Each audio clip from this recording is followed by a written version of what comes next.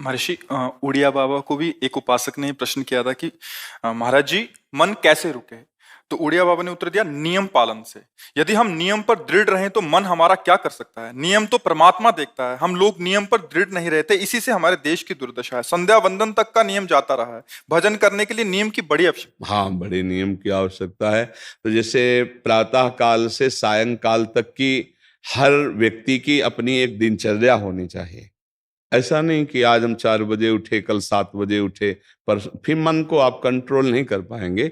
मन के लिए एक दिनचर्या होनी चाहिए कि हमको 10 बजे सोना है, 4 बजे उठ जाना है। तो फिर 4 से 4:15 नहीं होना चाहिए, 4 बजे उठ जाना, ऐसा नियम बना ले। और उठ करके हमको थोड़ी देर नाम जप करना है, थोड़ी देर हमें वाणी जी का गायन करना है, थोड़ी देर हमें ध्यान, एक अपनी दिनचर्या। फिर हम अपने संसार के कार्य के नियम, जो संसार के कार्य हैं, उनको भी करते हुए भगवान को समर्पित करें। जैसे जो पद में है, जो आपको राष्ट्र सेवा मिली है, जो आपको समाज सेवा के पद मिले हैं, या आपको जो घर की सेवा के कार्य मिले हैं, उनमें बहुत धर्म पूर्वक आचरण होना चाहिए। अगर आप अधर्म आचरण करते हैं, अपने पद का दुरुपयोग करते हैं, तो आप सुबह जग करके थोड़ा माला चला लीजिए, फिर भी आपका कल्याण नहीं होगा, क्योंकि आप अपने पद का, अपने सेवा का दुरुपयोग कर रहे हैं। जैसे हम जानते हैं कि अधर्म आचरण है, ये अधर्मी है, हमें पता है दोषी है, और वो हमको कुछ धन दे देता है, और हम उसको मुक्त करवाने की बात सोचते हैं, और जो निर्दोष है उसको फंसा देते हैं। अब तुम चाहे जितना माला चलाने की कोशिश करो या दान पुण्य करो, वो तुम्हारा अधर्म आचरण, वो अधर्म का धन तुम्हें सतमार्ग में नहीं जाने देगा। नियम लेना चाहिए कि जिस पद में है, जिस धर्म में है, जिस कर्तव्य में है, चाहे कुछ भी हो जाए, हम अपने कर्तव्य से विमुख नहीं होंगे। जितना जप महान है, उतने कर्तव्य महान है। दोनों बातें समझना है। माला फेरा और इसके बाद बेईमानी, अधर्माचरण, इनका कोई नियम नहीं है कि हमें कैसे चलना है, तो वो माला काम नहीं कर पाएगा, क्योंकि उसका तभी सत्य भाव माना जाएगा माला जपला जब धर्माचरण है। धर्माचरण नियम से। बोले वो बड़े कट्टर नियम वाले हैं, उनको घूस नहीं, आप उनको भयभीत करके नहीं काम करवा सकते, प्रलोभन में काम नहीं करा सकते। ये हमारी गृहस्थी है ना, तो गृहस्थी के पालन के लिए धन चाहिए, और धन के लिए हम धर्म को आगे रखें, धन को नहीं। धर्म को, हमारा कर्तव्य क्या, प्रायः जैसे पूज्य बाबा ने कहा, आज हमारे देश में बहुत दुर्दशा हो रही है। दुर्दशा हो रही, क्यों? क्योंकि सब अपनी जगह से गलत हो रहे हैं। अगर अपनी जगह हम ठीक रहे तो हमारी दुर्दशा नहीं होगी। हमारा भजन कम होगा, लेकिन हम धर्म से चल रहे हैं तो हम विजयी होंगे। हम भगवान को प्रसन्न कर सकते हैं, क्योंकि हमें जो कार्य मिला है वो भगवान का ही कार्य, सृष्टि भगवान का कार्य। जैसे नए बच्चे कुछ वकालत पढ़ रहे थे, तो यहाँ के प्रश्न किया था कि हम जानते हैं कि वो दोषी नहीं है, हम जानते हैं कि वो दोषी है, पर दोषी हमें पैसा दे रहा है, तो हम वकालत पढ़ी इसीलिए, हम उसको जिताएंगे, तो क्या कोई पाप है? तो उनका खुला पाप है। बोले नहीं, हमारी कोई ऐसा कंपनी दो, ऐसा कुछ बोले कि हमारी कंपनी को ये सिखाया जाता है, तो हमको तो ये करना ही होगा, अगर नहीं करेंगे तो हमारी वकालत का मतलब क्या रहा? तो नहीं, वकालत का मतलब अधर्मी को मुक्त करवाना नहीं है। वकालत का मतलब अधर्मी के सबूत एकत्रित करके उसको दंड दिलवाना है, और धर्मात्मा को मुक्त करवाना है। अब इसके लिए आपके पास अर्थव्यवस्था अगर कमजोर भी है, तो धर्म व्यवस्था आपकी पूरी है। धर्म व्यवस्था ठीक है तो परिवार स्वस्थ रहेगा, सुखी रहेगा, भगवान आप पर प्रसन्न रहेंगे। अच्छा, फिर हमने तर्क रखा कि जैसे आपकी बहन के साथ कोई गलत व्यवहार करे, आपको पता है, और वो आपको 10 लाख रुपया घूस दे, तो क्या आप उसका पक्ष लेंगे? नहीं। तो फिर दूसरी बहन के साथ किया है। अब यहां विचार करना है ना, अपने भाई का अगर कत्ल किए हो, मुझे पता हो कि ये दोषी है, तो क्या हम पैसे से उसको मुक्त करने देंगे? लगेगा कि जान की बाजी लगा देंगे, और तुम्हें हम, ऐसे ही एक गरीब आदमी की किसी ने हत्या की है, तो आपका पक्ष बनता है। पर यह ज्ञान कहां मिलेगा? बिना अध्यात्म के ये ज्ञान तो मिलेगा नहीं। ज्ञान तो इस बात का मिला कि कैसे पैसा कमाया जाए। अच्छा, वो पैसा यदि अधर्म से आया है तो आपकी दुर्दशा कर देगा, आपकी बुद्धि भ्रष्ट कर देगा। तो जो बाबा कह रहे हैं कि आज हमारे समाज की बड़ी दुर्दशा हो रही, उसका कारण यही है कि हमें अध्यात्म का ज्ञान नहीं, हमें धर्म का ज्ञान नहीं, और बड़ी बड़ी गलतियां हो जाती है। बिल्कुल पता है आदमी निर्दोष है और हम धन के प्रभाव से उसको दंड दे देते हैं। वो दंडा भगवान जब आपको पलट कर देंगे तो आप सह नहीं पाओगे, उसका परिणाम बहुत बुरा होता है। तो इसलिए समाज को चाहिए अपने अपने कर्तव्य का पालन करते हुए एक नियमावली बना ले। जैसे कुछ दुकानों का नियम होता है कि वहां फिक्स रेट होता है, नहीं होता? वहां ये नहीं चलेगा कि कसम से कहते हैं कि तुम्हें हम अपना जान करके कि 100 रुपया मीटर ये मिला है, हम बिल्कुल मुनाफा नहीं ले रहे। नहीं, झूठ क्यों बोल रहे हो? दुकान खोले हो मुनाफा के लिए, झूठ क्यों बोल रहे हो? नहीं लेंगे मुनाफा, हम जितने का लाए हैं उससे मुनाफा लेंगे, पर 120 रुपया मीटर देंगे, कपड़ा बढ़िया है, नाप फिट है, इससे नीचे नहीं उतरेंगे, हमें सफाई देने की जरूरत नहीं है कि हम कसम खाते हैं या ऐसा। हम जानते हो ये बिजली है, दुकान है, नौकर लगे हैं, तो इसका मुनाफा लेने के लिए दुकान खोलें, कोई दान करने के लिए तो नहीं। तो सबको पता है मुनाफा लेगा, लेकिन एक फिक्स दाम, उसे 10-20 रुपया का मुनाफा लेकर के हम उसको बेच रहे हैं। लेकिन झूठ क्यों बोले? बोले झूठ के बिना धंधा नहीं चलता। नहीं, ऐसा नहीं है। अब असत्य बोलोगे तो उससे जो आपको मुनाफा मिलेगा वो आपकी बुद्धि भ्रष्ट करेगा, और सत्य है कि मुनाफा के लिए है वही चीज, और आप एक फिक्स रेट में दे रहे, बढ़िया है। अब अगर आप कोई मिलावट करके भोजन सामग्री दे रहे, आपको पता है, तो जो खाने वाले के हृदय में बैठे हुए भगवान है वो तुम्हारे जीवन में मिलावट कर देंगे, तुम्हारा जीवन महान दुखमय हो जाएगा। ये कहां समझा जाता है? एक आदमी सिंथेटिक दूध बना रहा है, उससे कहो ये अपने बच्चे को पिला, नहीं पिलाएगा।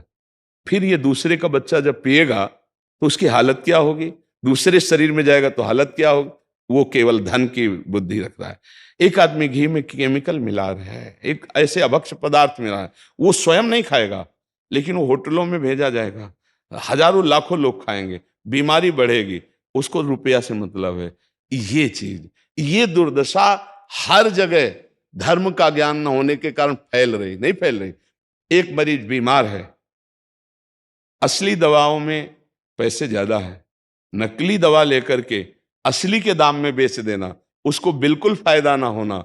लेकिन परमात्मा देख रहा है, तुम जानते हो नकली दवा है, वो तो नहीं जानता बेचारा, ज्यादा पढ़े लिखे नहीं, किसान आदमी गांव का आया है, तुमने दे दिया और उसने पैसा दिया असली के। अब वो पैसा तुम्हारी बुद्धि भ्रष्ट करेगा, तुम्हारे परिवार में कलह पैदा करेगा और तुम्हारा पतन कर देगा। ऐसे हर डिपार्टमेंट में, हर विषय में यदि हम अपने धर्म से चले, अपने सत्य से चले और थोड़ा भी भजन होगा, वो आपको उत्तम गति प्रदान करेगा। पर ऐसा कहां समझ में आ रहा? अध्यात्म के बिना भला ऐसा समझ में आएगा? तो इसीलिए कह रहे हैं हमारे देश की दुर्दशा हो रही। पूर्वजों में पहले ये था कि हमारा धर्म नहीं जाना चाहिए चाहे प्राण चले जाएं, हमारा चरित्र नहीं जाना चाहिए चाहे सर्वस्व नष्ट हो जाए। आज इसकी कोई परवाह नहीं, तो उसी से बुद्धि भ्रष्ट हो जाती है, जीवन एक पशुवत आचरण वाला हो जाता है, और वो अपने को बड़ा सुखी समझने लगते हैं कि हमारे पास बड़ा वैभव है। लेकिन प्यारे, उस दिन को याद करो जिस दिन तुम्हारा आखिरी समय होगा, ना तुम्हारा फार्म हाउस जाएगा, ना महल तुम्हारा जाएगा, ना बैंक बैलेंस जाएगा, ना कोई व्यक्ति, और ना ये शरीर। अब तुम्हारे कर्म तुमको भोगवाएंगे। उस समय की कौन याद करता है? अगर उस समय की याद हो तो भय लग जाए कि नहीं नहीं, पाप नहीं करूंगा, क्योंकि जाना है यहां से। अच्छा, कब जाना कुछ पता नहीं, किसी भी समय ट्रांसफर हो सकता है इस शरीर से।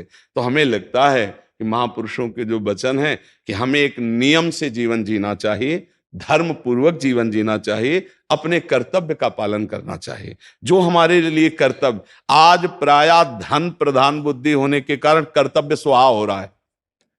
एक विद्यालय में विद्यार्थी के लिए जो गुरु पद में बैठा है, उसका क्या कर्तव्य है? वो अपने कर्तव्य को भूला हुआ है। भला छोटे छोटे विद्यार्थियों को, जिनकी नींव पूरे राष्ट्र सेवा में, समाज सेवा में ये बन सकते हैं, अगर उनको हम सही शिक्षा नहीं दी तो उनका पूरा जीवन बर्बाद हो जाएगा। अगर उनको हम गलत सपोर्ट कर दिए तो उनका पूरा जीवन बर्बाद, क्योंकि नया जीवन है। और जगह जगह अपने अपने कर्तव्यों का यदि पालन किया जाए तो पूरा समाज सुखी हो जाए। लेकिन कर्तव्यहीनता आ रही, कोई अपने कर्तव्य को नहीं समझ रहा है। तो यही बात महापुरुष जनों को दुख लगता है कि अगर सब अपने कर्तव्य का पालन करें, धर्म का पालन करें, भगवान का नाम जप करें तो सब सुखी हो जाए। सुख सब चाहते हैं और आचरण दुख वाले करते, इसीलिए सुख नहीं मिल रहा है, परिणाम में हमें दुख मिल रहा है। सच्ची मानना, वो रुपया पूरे परिवार में अशांति पैदा कर देगा। और धर्म पूर्वक 100 रुपया लाओगे और 4-5 परिवार के बैठ के नमक रोटी खाओगे, आनंद से सोओगे, बड़ा प्यार रहेगा, भगवान की कृपा रहेगी। पर ये बात समझ में नहीं आती है। तो ये वृत्ति अगर छोड़ी ना जाएगी तो कुछ भी कर लो, कहीं भी दान पुण्य कर लो, लाभ नहीं मिलेगा। अगर दान देने की बात कही गई है तो धर्म पूर्वक कमाए हुए धन से। अगर आप मेहनत से कमाए हो ना, 10 रुपया दे दोगे ना, तो 10 रुपये का वो आटा लाके अगर 2 रोटी खाएगा तो खूब वजन होगा। और आप 1 लाख रुपया बेईमानी कर रख दोगे ना, तो बैठे बैठे वो गंदा ही सोचेगा, वजन नहीं होगा। उसका गंदा सोचना और आपका गंदा करना दोनों मिल करके, उसके कारण भी तो आप बने ना, तो आपका ही पतन हो जाएगा। उसको तो भगवान बचा लेंगे क्योंकि भगवान की शरण में है। तो मुझे लगता है अधर्म के धन से कभी किसी को लाभ नहीं मिलता। तो अपने कर्तव्य का पालन करते हुए यदि नाम जप किया जाए तो बहुत जल्दी हमको लाभ प्राप्त हो जाए। बहुत सुंदर मतलब ये चर्चा होती है, अगर आप लोग इसको धारण कर लें तो निहाल हो जाएंगे। सच्ची कह रहे, ये जो बातें हैं ये बहुत सुंदर जीवन को पुष्ट करने वाली हैं, पर आप धारण कर लें तो बात है। नहीं तो जैसे लाभ दिखाई दे रहा 50,000, तो ये बातें भूल जाओगे, ये बातें अच्छी नहीं लगेंगी। हे यार, बहुत बढ़िया काम घर में आएगा, पर हमारी ये बात ध्यान रखना, वो 50,000 घर में अशांति पैदा कर देगा। सच्ची मानना, आप धर्म से चलना, धर्म से चलोगे तो भगवान तुम्हारी रक्षा में रहेंगे। अधर्माचरण, देखो कैसी कैसी घटनाएं होती हैं। बढ़िया कार है, फिल्मी गाना लगाए चल रहे हैं, और वो एक्सीडेंट हुआ, आग लग गई, बाहर निकल ही नहीं पाए, वो अंदर ही जल गए। क्या हुआ? ये करोड़ों रुपए की कार भूंज दिया तुमको अंदर ही बैठाल के, धू धू करके आग लग गई, अंदर जल। ऐसे जलना चाहते हो या भगवान के आनंद में चिंतन करके शरीर छोटे हो फिर दाह संस्कार हो ऐसे कि सब लोग भगवान के नाम का कीर्तन करते ही जा रहे, फिर आपका अंतिम संस्कार वहां जीवित जल गए? क्या हो सकता है? एक एक पल तुम्हारे कर्म का हिसाब होगा, एक एक सेकंड का।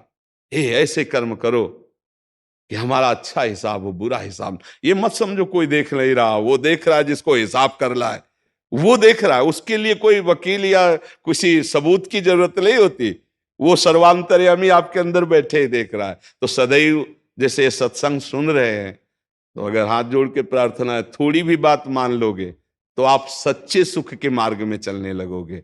नहीं तो भाई बहुत गंदी हवा चल रही है, माया की बहुत गंदगी ऐसी फैल रही, कलिकाल है ना, कि ये बातें किसी को पसंद नहीं आती। वो बात बताओ कि हम कितना रुपया कमा ले, कैसे कितने भोग भोग ले, और वो अध्यात्म में नहीं है।